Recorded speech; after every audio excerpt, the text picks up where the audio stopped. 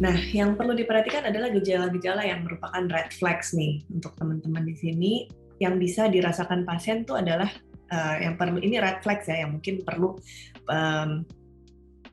pemikiran apakah ini memang harus dirujuk gitu ya. Artinya apabila pasien itu merasa painful eye movement ya, jadi matanya bergerak ke arah kanan kiri atas bawah itu ada nyeri, kemudian ada mata merah yang nyeri, adanya ophthalmoplegia atau kelumpuhan dari salah satu gerak bola mata, adanya proptosis atau bola matanya menonjol ke depan, kemudian adanya edema di sekitar kelopak mata, kemudian penurunan tajam penglihatan yang akut, dan adanya fotofobia atau nyeri ya apabila melihat cahaya.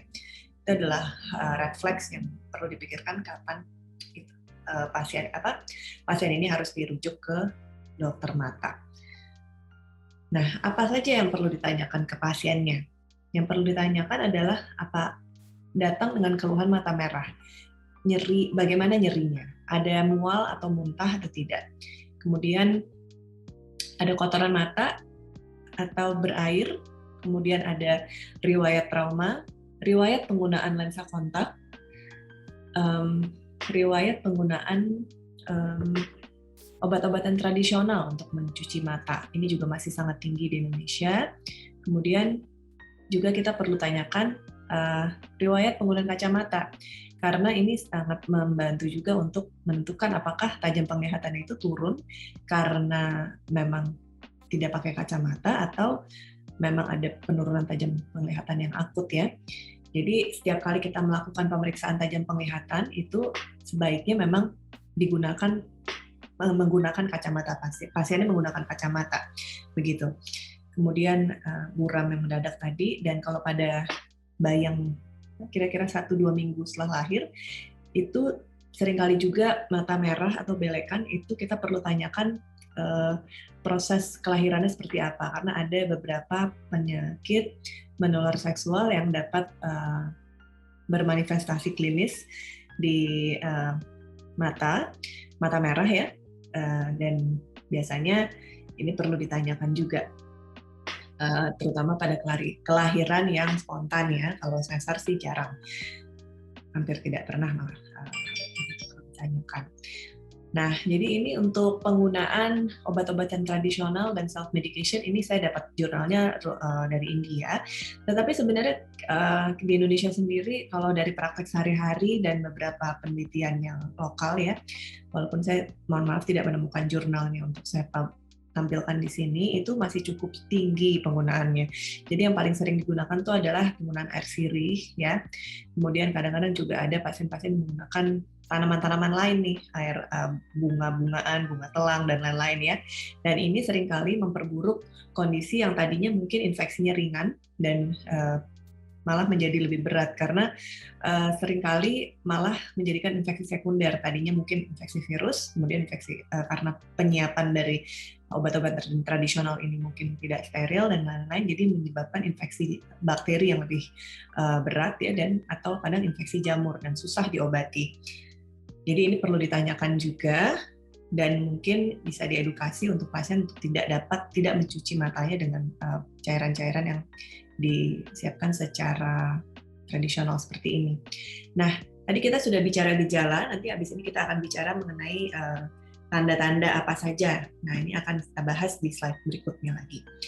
Nah, bagaimana sih cara pemeriksaan mata secara umum? Jadi kalau secara umum itu kalau status oftalmologi itu selalu kita mulai dengan tajam penglihatan, visual acuity dari mata kanan dan mata kiri. Lalu external examination itu kita lihat bagian luar ya, bagian kelopak mata, kemudian area sekitarnya mungkin di daerah. Nanti kita akan lihat gambar-gambar. Kemudian tadi saya sudah sempat singgung anterior segment dan posterior segment. Nah, jadi kita bagi seperti ini. Nah, kalau untuk pemeriksaan tajam penglihatan memang gold standardnya kita menggunakan Snellen chart, tapi mungkin tidak selalu tersedia, apalagi kalau mungkin di IGD atau di emergency. Jadi, tetapi kalau memang ada, ini sangat membantu ya untuk tahu berapa tajam penglihatannya, dan jangan lupa tadi pasiennya harus memakai kacamatanya ya. Jadi kita dokumentasikan mata kanan kemudian mata kiri. Dan untuk kondisi-kondisi khusus ya, memang apabila tidak dapat dilakukan pemeriksaan dengan Snellen, kita bisa melakukan pemeriksaan hitung jari. Dan untuk saat ini kan memang sudah berkembang sekali dan ada beberapa aplikasi untuk pemeriksaan tajam penglihatan yang dapat kita lihat nanti nih. Ini adalah salah satu contohnya penggunaan aplikasi Android Snellen Chart.